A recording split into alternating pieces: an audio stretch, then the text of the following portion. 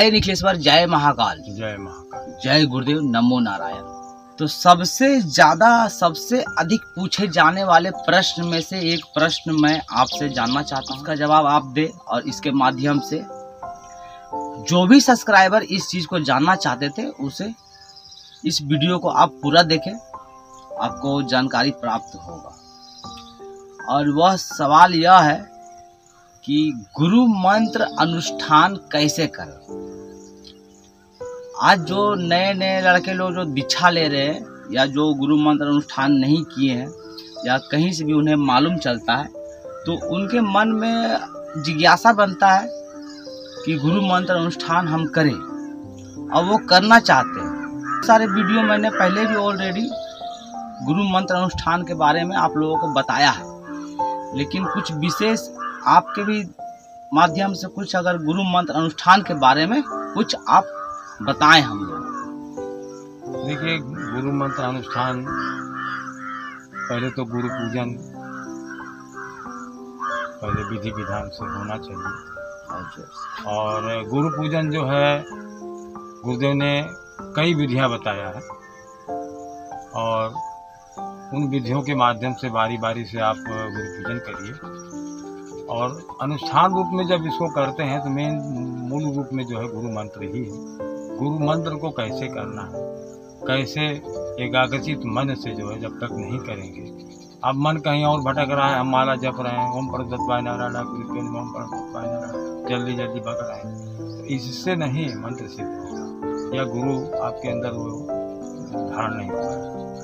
तो कहने का मतलब एक गुरु मंत्र ही एक आधार है, ऐसा ही गुरु को हम अपने अंदर धारण कर सकते हैं और माध्यम से इसी से समर्पण भी।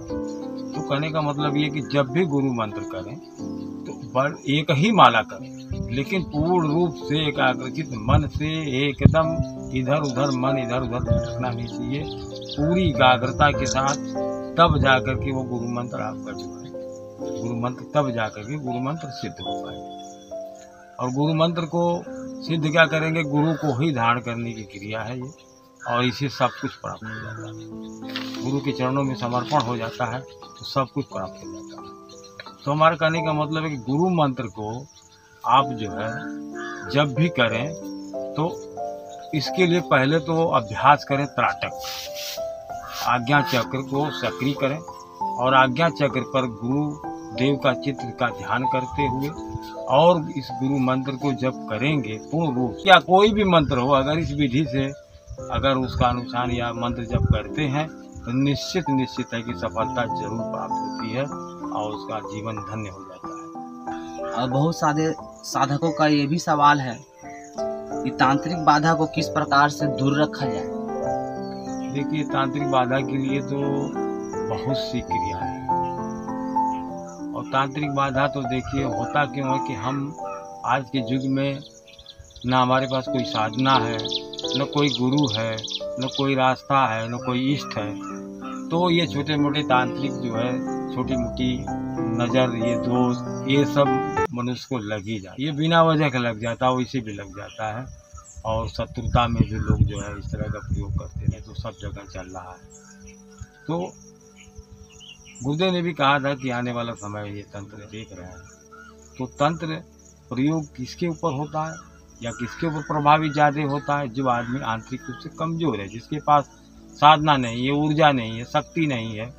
तो शक्ति को कैसे धारण करें, उसकी क्रिया योग कैसे करें, जब तक गुरु नहीं होगा वह ज्ञान हमें नहीं प्राप्त हो पाएगा। इसलिए सक्षम गुरु बनाइए और दीक्षा लीजिए और साधनाओं को करिए और अपने अंदर की शक्ति को जागृत करिए, तो अपने आप जो है आपके घर की सारी समस्याएं हल हो जाएंगी और तंत्र बाधा भी दूर हो जाएगा।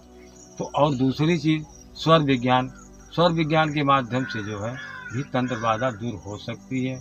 उसका तरीका यह है कि हम जब भी अपने घर से बाहर किसी कार्य के लिए जब निकलते हैं तो जो आखिरी दरवाजा है आपका है,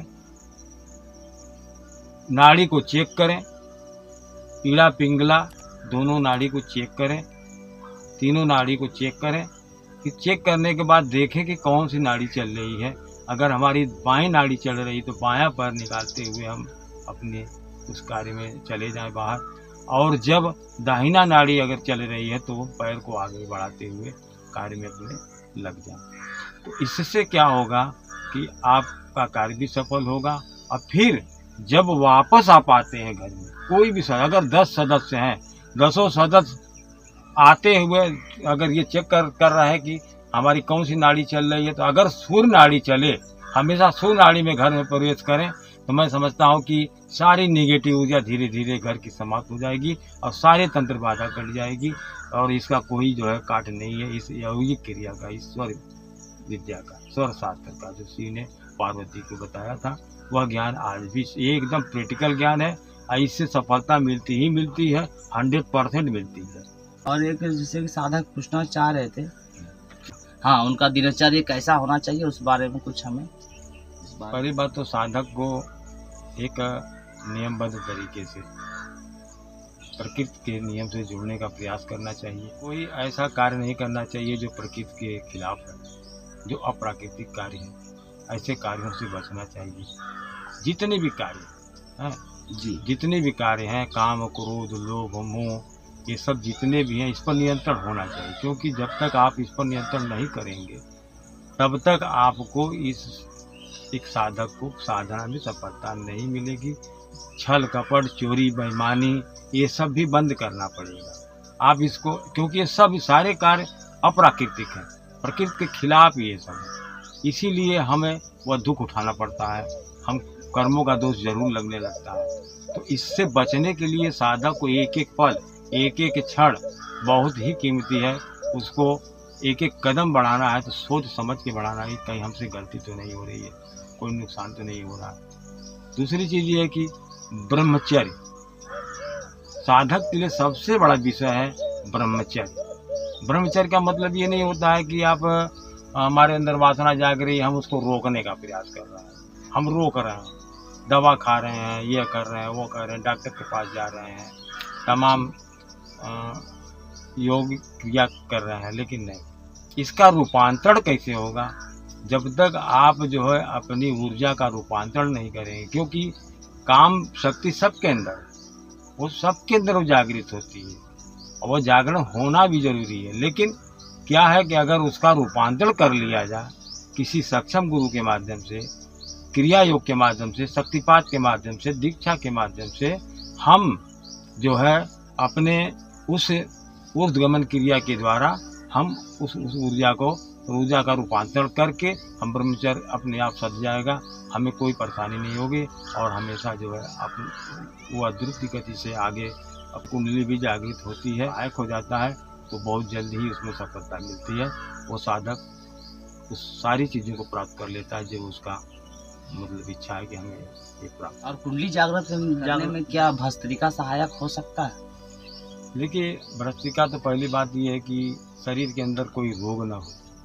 अगर आपके अंदर लीवर में कोई परेशानी है तो पहले थोड़ा सा आप डॉक्टर से सलाह ले लीजिए कि आप योग्य हैं कि नहीं भस्त्रिका में, क्योंकि भस्त्रिका बड़ी तेजी से उसका करना पड़ता है। धुकनी जैसे चलती है उसे जो है धुकनी की तरह से जो है वह करना पड़ता है। और भस्त्रिका लगभग मैं तो जान गया हूँ कि मतलब भस्त्रिका सारे लोग जानते होंगे कैसे किया जाता है, लेकिन इसका जो है बहुत से कुछ सूक्ष्म नियम है, वो है एक सक्षम गुरु के सानिध्य में ही किया जाए तो अच्छा रहेगा और उसे सफलता जरूर मिलती है। जय गुरुदेव। जय गुरु। अगले वीडियो में फिर से हम लोग मिलेंगे। जय निखिलेश्वर, जय महाकाल, जय गुरु, जय माँ।